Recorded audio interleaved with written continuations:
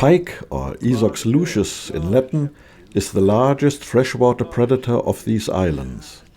They can be found in various watercourses from small to big lakes, as well as rivers and canals. Pike are very common in Ireland, with the hotspots being the north, northeast and Midlands regions. The south, southwest, northwest and west of Ireland are, with the odd exception, not really pikey landscapes. There is, in most cases, no permit required to fish for pike in the Republic of Ireland.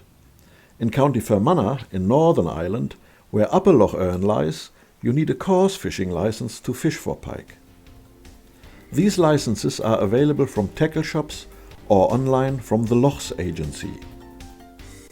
No matter where you are, when in doubt, it is always advisable to ask locally before starting to fish.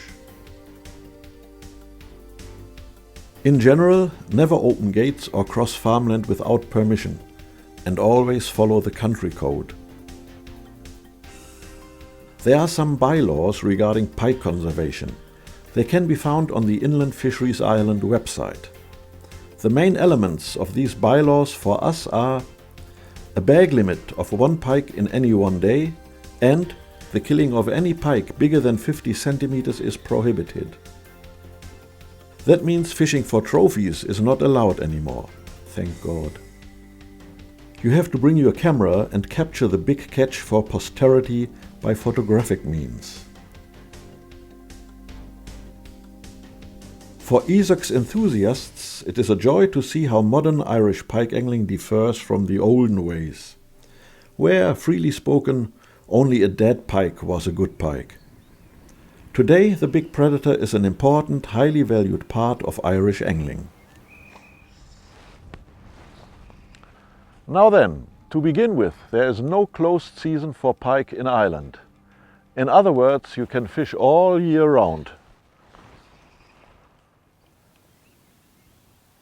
When to come to Ireland for your pike fishing is a very interesting question indeed. We can approach the solution to that problem by having a brief look at the big predator's life cycle, behavior and feeding patterns. Pike spawn in spring, between February and April or even early May, in the shallow, sometimes flooded margins of rivers and lakes, between reeds and weeds. And in early springtime it obviously pays to especially try these shallow margins where pike spawn, if you have no scruples fishing during the spawning period. After the spawning is over, they are very hungry, and particularly jack pike, the small male pike, are easily caught.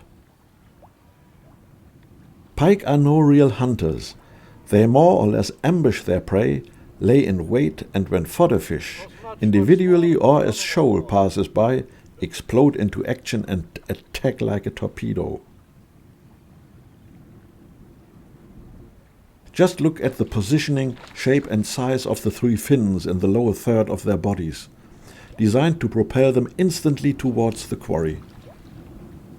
Even small pike show this feature clearly.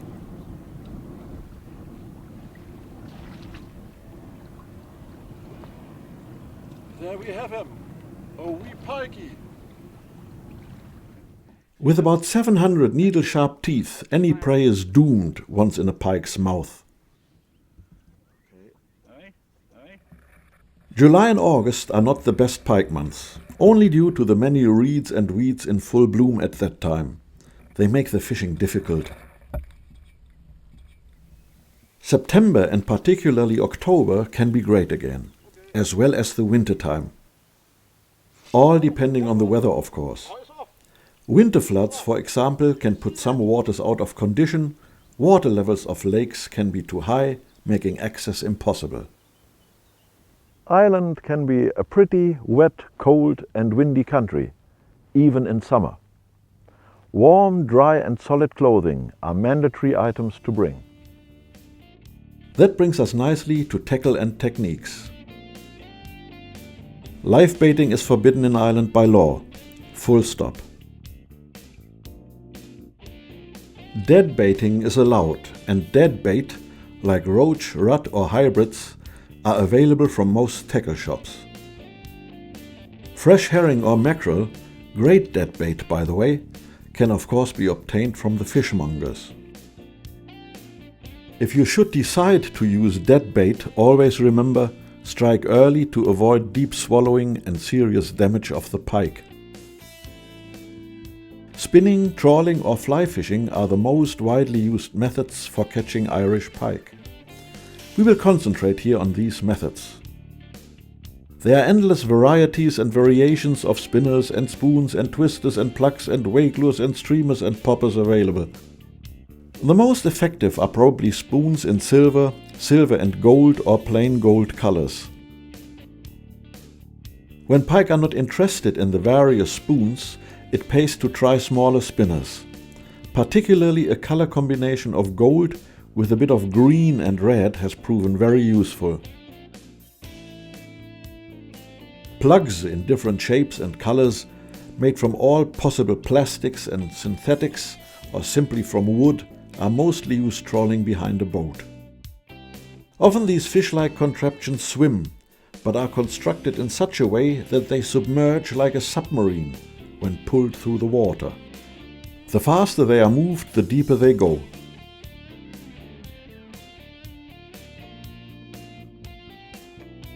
Then there are twisters and other wibbly-wobbly lures of all possible shapes and colors. They all might have their day, and when you believe in them, you will catch with them. A sturdy spinning rod, 8 to 10 feet long, and a strong fixed spool reel filled with monofilament of about 15 pounds breaking strength is all you want for your bank fishing. If you intend to fish for perch as well, don't forget to bring a finer spinning rod, with appropriate reel and line to cast the relatively light spinners with ease. Fly fishing for pike is becoming ever more popular in Ireland, and no doubt it is something special to catch big fish on these fancy-looking bushy things. To cast one of them, you want a stout fly rod, let's say class 8 or 9, 10 foot long. There are a lot of different line types available. Some say an ordinary floater is perfect. The pike comes to the surface anyway when grabbing the lure. Others prefer intermediate lines, slow sinkers, fast sinkers, or anything in between. In my opinion, a sink tip line is easy enough to handle, and it brings the lure deep enough also. The cast, the longer the more difficult to handle. 3 or 4 foot are okay, and don't forget a wire trace or the more modern fluorocarbon pike leader material. No matter which method you use to catch pike, never fish without a wire trace or something similar. Now the paraphernalia. You will need a bit more and a bit sturdier stuff than, let's say, the dry fly brown trout angler. First of all, you don't want to bring your hands or fingers near a tooth-studded pike mouth. A bite can cause bad blood poisoning and should be avoided. Therefore, always carry a good big landing net, unless you are really competent and confident to land a pike by hand. To remove hooks safely from a pike's mouth, you will need long forceps or long-nosed pliers, particularly when dead baiting or fishing with treble hooks. Often enough, when fishing for Irish pike, you can easily fish off the banks of rivers, lakes or canals. But there are plenty of waters or occasions when you want a boat to get to certain hotspots or fish a body of water more thoroughly. Boats and engines can be hired in most angling centers, no problem. However, a tip and a warning for the novice or beginner, or to anybody wanting to fish the bigger lakes for the first time. It is a problem to get to grips with these waters. Not only can the finding of good angling grounds prove difficult and tiresome, big lakes can also be very dangerous for the uninitiated. It is highly recommendable to book a ghillie or angling guide, at least for the first few days, on any particular big water.